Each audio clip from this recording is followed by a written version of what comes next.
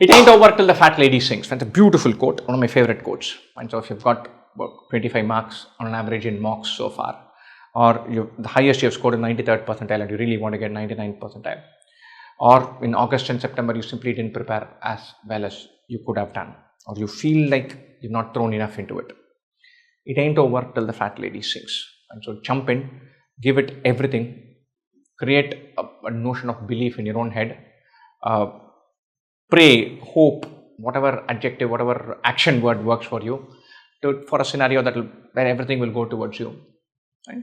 And give it a good whack. And so if you don't try, if you don't turn up, and then that's something that you can regret later on. But there's 5 more days remaining. Prepare for those 5 days. Plan for those 5 days very well. Maximize your chances, and you have to strive to envision a scenario that works for you. And don't throw in the towel. No, don't say exact mein ho jayega, agle saal to karna hi hai. None of that. You signed up, you fill the application, turn up, go there, give it a whack. And there are millions, not millions, lots of stories of people who never really thought they had a shot, but they had a shot. And so go take your shot. It ain't over till the fat lady sings.